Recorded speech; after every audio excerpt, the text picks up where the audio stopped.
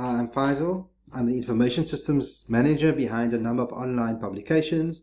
I produce Cricket Fanatics magazine, an online digital magazine. I've got an online training academy called Using MyMaps Academy, and I've got another magazine called Cape Fishing Magazine. And in this video, I'm going to teach you 3 steps to get sales online, even if your business is offline. As I mentioned in this video, I'm going to teach you 3 steps to get sales online, even if your business is offline. And this process, what I'm going to teach you though, is not new. It's been around for hundreds of years, ever since people started actually trading and doing business.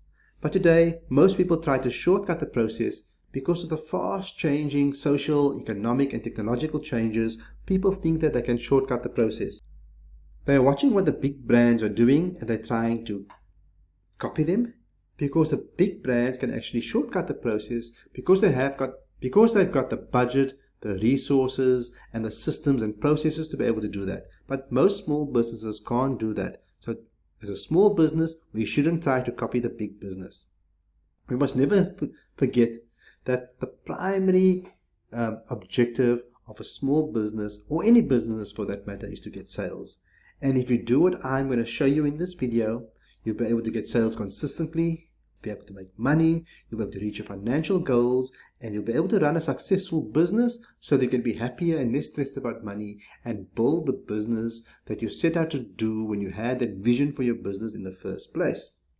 And if you do that, you'll be able to avoid, and if you do what I'm going to tell you, you'll be able to avoid wasting time, wasting money, wasting effort, and not making the money that you deserve. If you ignore the system, or you ignore this process, you'll run out of money, you'll run out of time, and you'll have to put in a lot of effort to actually get sales. So now you're probably wondering, what is the secret process that I'm talking about? Well, what if I told you there is no secret process? I'm going to illustrate this by the means of a story. And this story comes from an insurance salesman from my childhood. He started when I was a kid of about 6 or 7 years old, and I actually watched his progress over many years until I was in my late teens. But I only reflected on this afterwards. Okay, before I get ahead of myself, let me just talk a bit about the process that the salesperson followed. Now, often you should see him having coffee at my parents' house, at my friends' houses, and people used to welcome him there as I would say a welcome guest versus a pesky salesperson. So what was he doing? This was a time before spreadsheets and before computers. He used to have a folder where there were lots of documents in the folder, and I see him talking about projections and graphs and even showing articles to my parents, and he'll take them through it and have a nice conversation. And he'll often be sitting there with his calculator doing sums and showing it to my parents, writing it down, and continue doing that over and over. It was only later that I realized that he was actually selling insurance. He sold both life insurance and education policies. We moved into a new neighborhood where there were lots of people with young kids. And young kids are worried about the future of the kids. They're worried about their security. They're worried about their education. And then he would sell them life insurance in case something should happen to them, heaven forbid. And he would project how expensive education would be in the future, and sold them policies to be able to have some funds for the kids when they actually want to go, so they can have some funds for the kids' education. Now that was what he was doing on a regular basis. But something interesting I noted was that before he left, what he would do is he would ask for the next appointment, and he'd write that in his diary so that he can actually then meet up again and have a follow-up conversation. Whether they bought or didn't buy the insurance, it didn't matter. He would ask for the next appointment, and then he'd ask if they knew anybody else with small kids. And then I take it he would probably have phoned them up and say, look, I've got your number. So he would say something like this: hi Jack, I got your number from Joe. We've had a nice conversation over there. Do you mind if I take a few minutes of your time? That becomes a nice entry point for his next lead. And what was the result of all this? Well, the best way for me to actually illustrate his success was when he started there, when I was a young kid, as I said, about 6 or 7 years old, he was driving an old beaten up Toyota. By the time I was in my late teens, he was driving a new BMW. Now, that's not the only measure of success, but it's one measure of success. So I assume that he was a reasonably successful insurance salesperson, which is actually quite a very difficult job to do.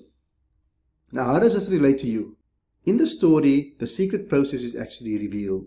And that secret process is get a lead, make an offer, and follow up. If you do this consistently, you're gold. But there's problems doing this consistently today. I think it's got to do with the fast changes that's happening in our world at the moment, especially online. And one of it is websites. The problem with a regular website is that it's not necessarily designed to make sales. It's more like a brochure where people come, they browse around, and then they leave. Now imagine if the same insurance salesperson did that. Imagine him knocking on your door, handing you a bunch of brochures, and then walking away. Yet that's crazy, right? Yet that's what we try to do on our website. It's because we copy the big brands. They can send thousands, hundreds of thousands, even millions of people to their websites. And if a small percentage buy, they're doing okay.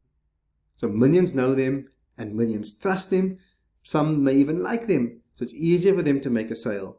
But it's far more difficult for a small business owner to do that. We need a new way of doing things. Now the same thing comes to social media. If I look at something like Facebook, for example, you spend years to build fans, you build up a few thousand fans, and then when you actually want to make a sale and you post something on your Facebook page, hardly anybody sees it. Facebook throttles it.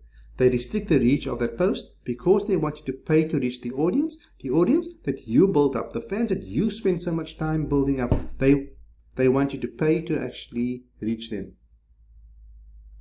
But there's a new way to do this where you can actually have a predictable online sales strategy. And it's built around the process I just mentioned to you. Getting a lead, making an offer, and following up, and doing that on a consistent basis. And we can do that on a consistent basis because today we can actually automate the process. Now let's look at the mechanism needed to be able to do this. This mechanism is called the sales funnel. And the reason why it's called the sales funnel is because there's always going to be more leads coming in at the top than paying customers coming out at the bottom. Any business works that way. If you bring 100 leads into your business, maybe 10 would buy. Therefore it's naturally wide at the top and narrow at the bottom, which is the shape of a funnel. Now the way to increase your sales, to get more sales, is first of all, bring more leads into your business. That's an obvious one. Or bring better leads into your business, better qualified leads into your business. Or sell more often, make more offers, make better offers, make bigger offers. All these things are possible if you've got a working sales funnel. Now, sales funnel is an automated process to get sales online.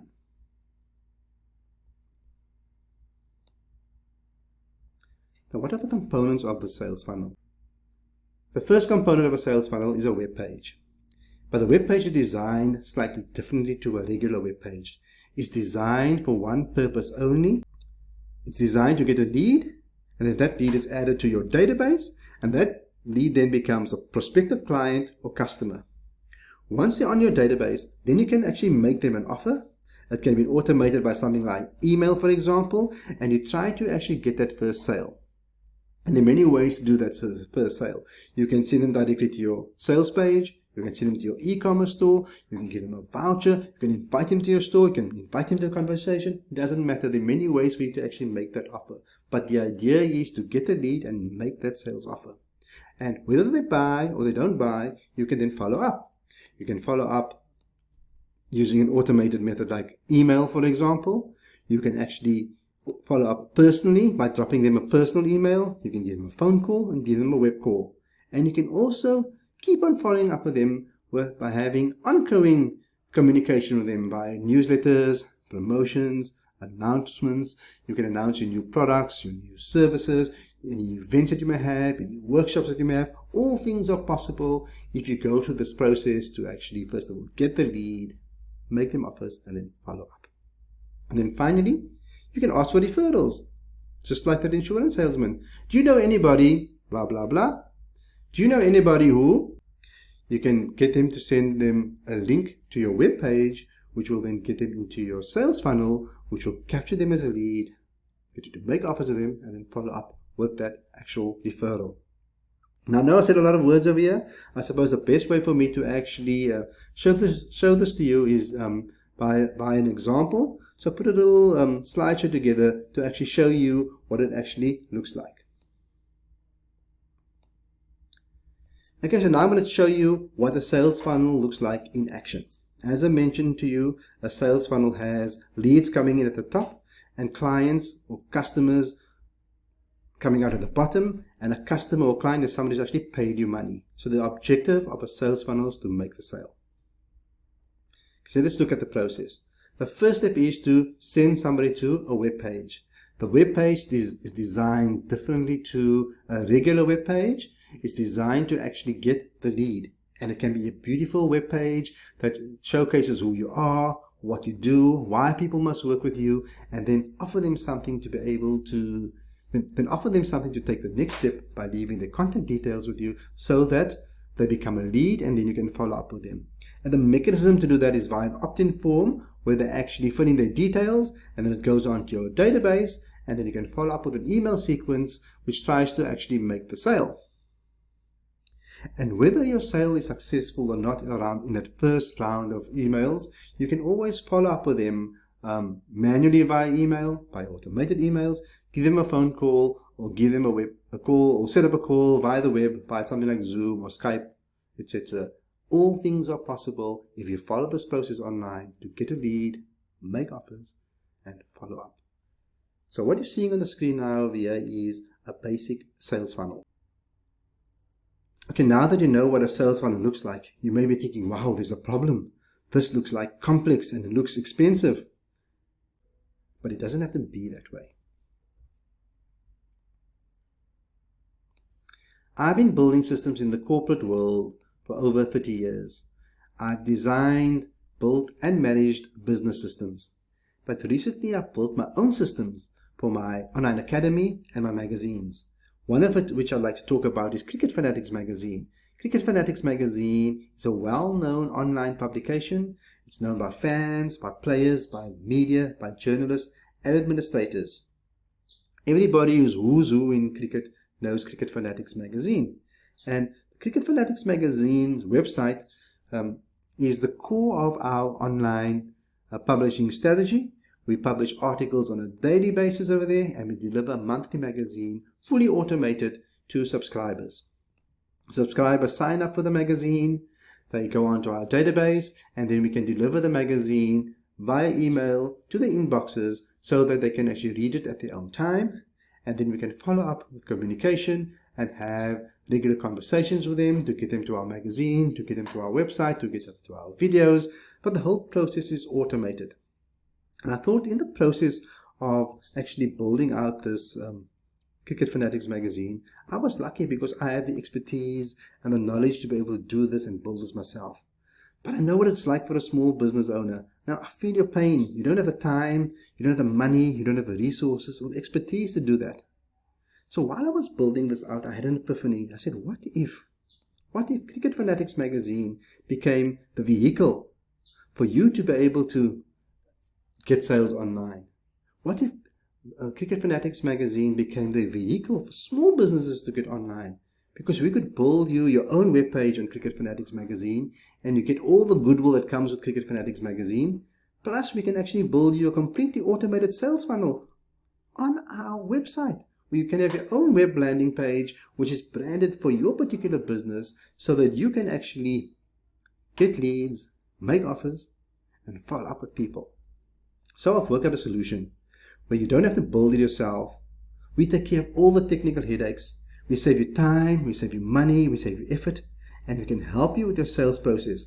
Plus, we provide the hosting on our website so that you don't have to go and build a website yourself. And even if you have an existing website, it's okay. You can just take them from that website and send them to your web page on our website and take them through the sales funnel, sales process, get leads, make offers with them, and then follow up. Okay, would you like to hear more about the solution that I put together for you?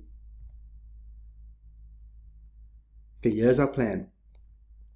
First of all, we're going to start with some funnel case studies before we actually roll it out to a wider audience. Because in this case study period, I realized that I needed to learn about the problems and the obstacles that small business owners face. Because as I speak to them, I assume they know what to do, but it's difficult and it seems complicated to them. I know it, so I suffer what some people call the expert's curse. Because I know how to do it, I think everybody else does it. But I realized I have to simplify the process. So I thought, okay, let me invite a few people as a case study first to iron out their problems. So once I iron out their problems and look at their obstacles, I can then simplify the process before I take it to a broader audience. And if you sign up for these case studies, we want to actually get you to make some sales. I want you to learn about your sales process. Now, I want you to make sales, and you want to learn how the sales process online works so that you can get sales online, and fix your sales process. Because if your sales process is not working, you need to actually analyze it. You need to analyze what's working well, what's not working well, and what can be improved. And typically, if you think of your sales process in terms of the 3 steps that I've mentioned to you, get leads. You're either not getting enough leads or you're not getting the right leads. Or make offers. If you're not actually making the right offers to the right person, your offers may be too expensive, or you're not making enough offers to people. And then the third process is following up. You may not be following them up for them well enough. You may need to build a relationship before you actually can sell to them. All things are possible if you actually just follow that process, analyze the process, and look at what's working well, what's not working well, and what can be improved. And if you do this, you will avoid wasting time, wasting money, and wasting effort in getting sales. So are you ready to get sales online? Well, I've got this offer to you, the special offer which I've put together. We've got some case studies before we actually launch it to a wider audience. We will actually build a web page for you on our website. We'll automate your sales funnel to get leads, make offers, and follow up with the goal of making sales. If you're interested in getting sales online or you're starting to get sales, then this may be of interest to you. If you're ready to get sales, then all I want you to do now is not buy anything. Just click on the button below so you can get the details of our case study so you can evaluate it and decide if you're ready to go on this journey to get sales online. And if you're ready to do so, I'll be ready, waiting there to work with you on the other side. So click on the button below right now, get the details of our case study, examine it, and then we can have a conversation to see whether your business is ready to get sales online using your own customized sales funnel.